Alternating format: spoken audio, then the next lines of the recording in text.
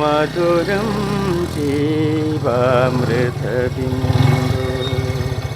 ഹൃദയം പാടും. ഇന്ന് എടുങ്ങാറാക്കി ഇങ്ങനെ വിളിച്ചിട്ട് ഒരു കാര്യമില്ല സൈനബ. എൻ്റെ ആകെയുള്ള ഒരു 100 റുപ്യ പിന്നെ ഒരു വാച്ചു. ആ എനിക്ക് മനസ്സിലായി, എൻ്റെ പാപ്പനോട് 5 ലക്ഷമല്ലേ ഞാൻ വാങ്ങിയുള്ളൂ. പക്ഷെ എനിക്കെത്ര ഞാൻ തന്ന്? 7. ആ ബോധം നല്ലോണം എനിക്ക് ഉണ്ടാകും കേട്ടോ. 5-നേക്കാൾ വലിയ സംഖ്യയാണ് 7. വെച്ചിട്ട് പാടുന്നു. മൊബൈല് കെട്ടിയോളാണല്ലേ? ആ നീ എന്തേത്താ പറയാ. 5 ലക്ഷമോളെ ബാപ്പയോട് വാങ്ങീന്, 7 ലക്ഷങ്ങളോക്ക് കൊടുക്കുകയും ചെയ്തില്ലേ. അപ്പൊ പെണ്ണുങ്ങൾ മോശമൊന്നുമില്ല. അതിനാരാ പൈസ കൊടുത്തത്? നിങ്ങളല്ല ഇപ്പൊ പറഞ്ഞ അവൾക്ക് 7 ലക്ഷം റുപ്യ കൊടുത്തെന്ന്. 7 ലക്ഷമല്ല കൊടുത്തത്, 7 മക്കളെ. എന്റെ റബ്ബേ.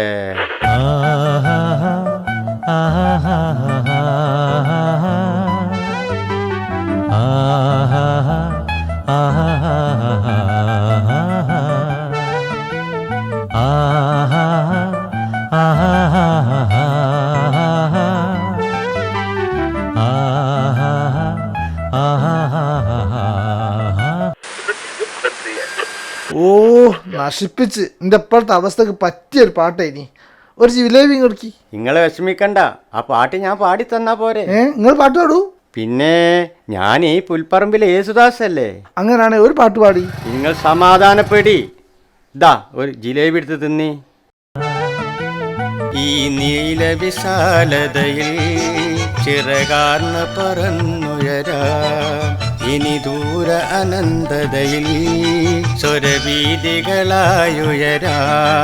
മൃദുസാരിക പ്രിയ ഗായിക, മൃദുസാരിക ഗായിക കൂട്ടിന് വരുമിനി നീല വിശാലതയിൽ ചിറകാർന്ന പറന്നുയരാം, ഇനി ദൂര അനന്തതയിൽ സ്വരവീതികളായുയരാ.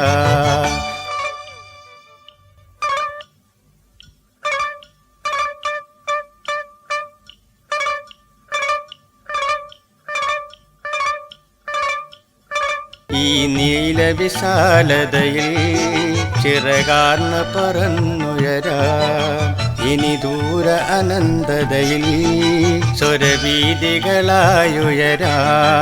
മൃദുസാരിക പ്രിയ ഗായിക, മൃദുസാരിക ഗായിക കൂട്ടിന് വരുമിനി നീല വിശാലതയിൽ ചിറകാർന്ന പറന്നുയരാ, ഇനി ദൂര അനന്തതയിൽ സ്വരവീതികളായുയരാ. ആഹാ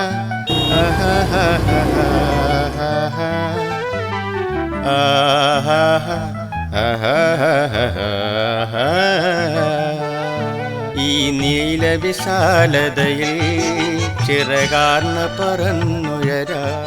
എന്നാല് പാട്ട് കേട്ട് ജിലേബി തിന്നാൻ പറ്റിയ സ്ഥലം ഇവിടെ തന്നെയല്ലോ. ആട്ടെ എത്രയായി? അത് 420 റുപ്യ. 420 റുപ്യ? നിങ്ങളെ ജിലേബിക്ക് സ്വർണത്തിന്റെ നിറമല്ലല്ലോ. അത് ശരിയാ, ഇവിടുന്ന് മുട്ടായി വാങ്ങി തിന്നാലോണ്ടൊക്കെ പൈസ നിങ്ങൾ തരാന്നല്ല പറഞ്ഞത്. പാട്ടിന്റെ ഇടയിൽ നിങ്ങൾ അത് മറന്നുപോയില്ലേ. തൽക്കാലം എൻ്റെ കയ്യിൽ 100 റുപ്യയും വാച്ചുണ്ട്. ഇതാടെ വെച്ചോളി. വാച്ച് കിട്ടിയിട്ട് ഞാൻ എന്താക്കാനാ?